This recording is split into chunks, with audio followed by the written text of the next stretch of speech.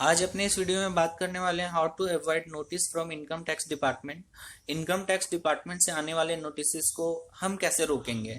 तो अगर आप एक इंडिविजुअल एचयूएफ में टैक्स पेयर हैं और आप सेविंग अकाउंट मेंटेन करते हैं तो ये वीडियो आप जरूर देखें एंड तक। तो सबसे पहले जो पॉइंट है कि number of saving accounts to be maintain. एक इंडिविजुअल एचयूएफ या फिर टैक्स पेयर कितना मैक्सिमम सेविंग अकाउंट मेंटेन कर सकता है। तो मैं बता दूं कि इनकम टैक्स एक्ट में ऐसा कोई रूल नहीं है कि कितना नंबर ऑफ सेविंग अकाउंट आप मेंटेन कर सकते हैं। तो आप चाहे एक या उससे ज्यादा जितना भी चाहें सेविंग अकाउंट मेंटेन कर सकते हैं।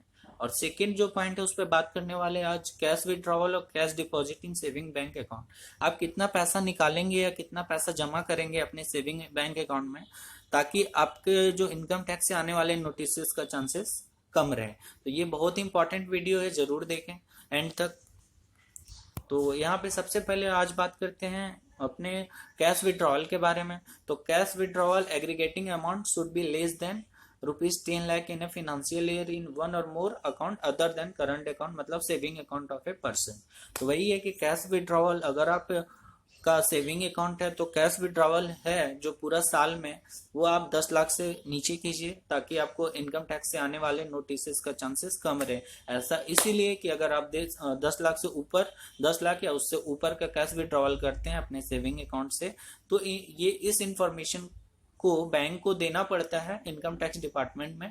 तो उसमें चांसेस ज्यादा हो जाता है कि आपको नोटिस आएंगे। तो अब नीचे देखते हैं कैश डिपॉजिट के बारे में। तो आप पूरा साल में कितना कैश डिपॉजिट करेंगे ताकि आपको इनकम टैक्स से नोटिस आने का चांसेस कम रहेगा। तो कैश डिपॉजिट आपको जो पूरा साल में करना चाहिए, पूरा फाइनेंशियल ईयर में करना चाहिए, वो 10 लाख से कम का करना चाहिए अपने सेविंग बैंक अकाउंट में। या तो आपका एक सेविंग बैंक है या फिर एक से ज्यादा है तो सभी को मिला करके आप 10 लाख से कम ही करें ताकि क्या है ये information bank income tax department को नहीं देगा और नोटिस आने का चांसेस कम ही रहेगा।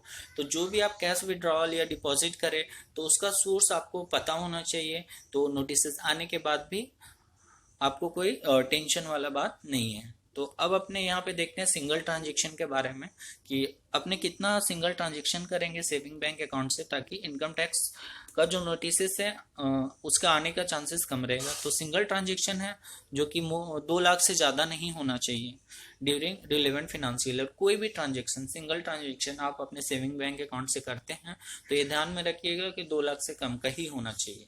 क्योंकि अगर आप 2 लाख या उससे ज़्यादा का ही करते हैं तो ये इन्फॉर्मेशन को बैंक को देना पड़ता है इनकम टैक्स डिपार्टमेंट में और इस केस में आपका जो नोटिस आने का चांसेस है वो बढ़ जाते हैं। तो हम लोगों ने देखा यहाँ पे कैश विड्रॉवल की पूरा साल में आप 10 लाख से कम का कैश विड्रॉवल करें अपने सेविंग अकाउंट या अकाउंट से, मतलब ये क्या उससे ज्यादा सेविंग अकाउंट से कैश डिपॉजिट भी 10 लाख से कम का ही करें ताकि जो इनकम टैक्स से आने वाले नोटिस हैं उससे आप बच सकते हैं। और जो सिंगल ट्रांजेक्शन है 2 लाख से कम का करें और तब भी इसमें आप इनकम टैक्स से आने वाले नोटिस से बच सकते हैं। तो आज अपने इस वीडियो में देखा कि नंबर ऑफ सेविंग अकाउंट, कितना सेविंग अकाउंट एक टैक्स पेयर मेंटेन कर सकता है। तो इसका कोई लिमिट नहीं है, आप कितना भी करें, लेकिन मेन जो है कि आप जो सेविंग अकाउंट में ट्रांजेक्शन करते हैं उस पर फोकस रखना है। तो वही है कि कैश विड्रॉल कैश डिपॉजिट जो आप करते हैं वो 10 लाख से कम का करें और सिंगल जो ट्रांजेक्शन करते हैं वो 2 लाख से कम का करें।